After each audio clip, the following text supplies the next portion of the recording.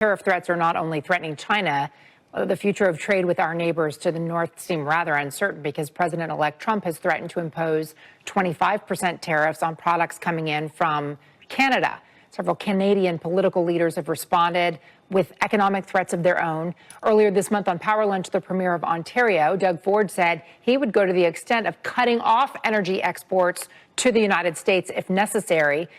Now to discuss her thoughts, Danielle Smith, the Premier of Alberta and the leader of Canada's United Conservative Party. Premier Smith, it's great of you to join us today. First of all, I note that when you talk about cutting off energy exports, Alberta exports more than $127 billion. That would be 56% of all of the oil that the United States imports, double that from Mexico, Saudi Arabia, or Iran if you were to combine all of that. So when you look at that amount, is that even realistic to cut off, say, Alberta's energy exports to the United States?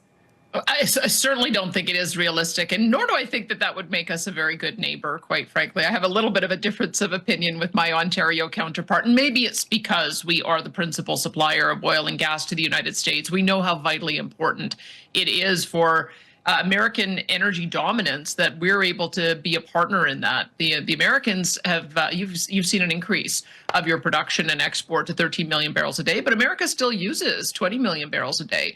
And so we're able to provide a lot for the domestic consumption, which keeps the price of gasoline low. We've been told that if a 25% tariff does indeed come in across the board, it would increase the price of gasoline by $1 a gallon, which I don't think that American consumers want. I don't think that would be in keeping with the second objective of the Trump administration, which is to address inflation and keep prices low. So we're hoping to be able to talk about how Canada is a great friend, great partner.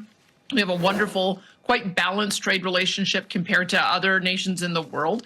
And we think that if we took a North American strong approach so that we could get into a position of collective dominance, I think that that's actually a great partnership that should continue. And I hope that we can avoid tariffs altogether. You sent a message out in response to Donald Trump's truth post about the trade deficit with Canada. And you pointed out the jobs and the way that the energy exports support the price of gasoline in the United States. But also, you pointed out that grain and livestock, which of course go into food costs, which was one of the big factors that we saw in this election, as well as timber, which has to do with building materials. And as you know, housing supply in the United States is rough and hard to come by. And in response to hurricanes and wildfires, those rebuilding materials drive up inflation.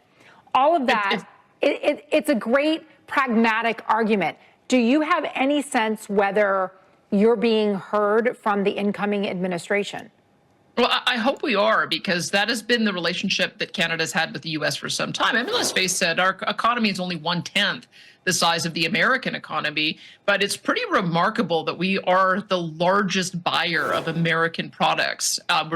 Mexico is second, and we beat Germany, Italy, France, the UK, and Vietnam combined in the amount that we buy from America. And part of it is this partnership that we have a lot of products that we produce, whether it's livestock or grain or timber or oil and gas or critical minerals. The Americans use that in the value added and creation of products, and then we buy a lot of those products back. And so that is one of probably the most successful trade partnership in the entire world. And I don't see that a trade war benefits American consumers, certainly doesn't benefit Canadian consumers. And I think we'd be much stronger together, especially with this latest move from China to ban some critical minerals, germanium, gallium, antimony. Guess what? You can get those from Canada. You can get one of those products from BC, another from Ontario, and another from Quebec. Uranium as well, vitally important for energy security, increasingly as we're looking at small modular reactors, but also defense. You can get that from Saskatchewan and Alberta. And so we really feel like this is a partnership that we should continue to talk about the strengths and the positives where we both benefit, and hopefully be able to avoid tariffs. So, Premier Smith, I'm curious, because a couple of years ago, you had the Alberta Sovereignty Act, and it seems like you would argue you're trying to protect your province from federal overreach, right? Protect your economy. At the same time, there seems to be this sweeping move in a lot of countries and economies to keep from being treated unfairly and to make deals that benefit them. Trump is trying to do something similar. How do you balance the desire for free trade with the desire to protect the interests of the economy over which you're presiding? Well, I think the thing to understand is our country is a little bit different than the U.S. In the U.S., a lot of land and resources is owned by the federal government and private landowners.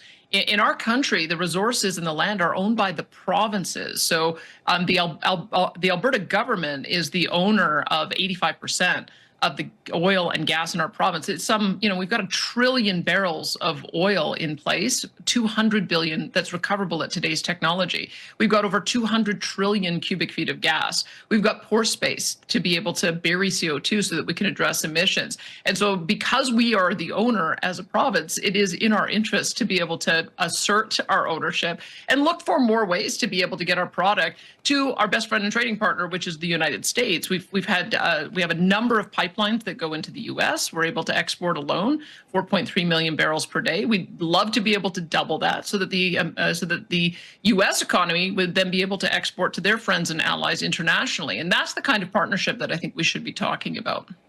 Okay. And so do you see openings with the Trump administration to do that, even within this environment of the president-elect saying that Canada is treating the U.S. unfairly? I think so. I mean, I look back at our trade statistics going back for the past 20 years. There was a decade between about 2010 and 2020 where Canada actually had the deficit with the United States. The real big difference in the U.S.-Canada trade relationship more recently is commodity prices.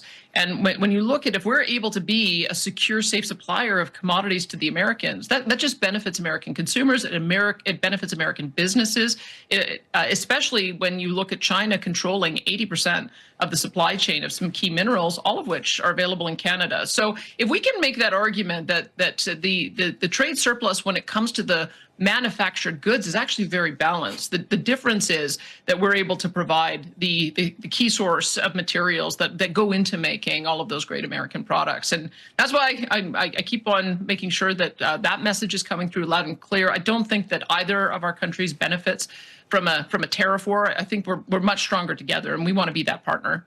Okay. See how it plays out in 2025. Danielle Smith, Premier of Alberta, Canada. Thank you. Thank you.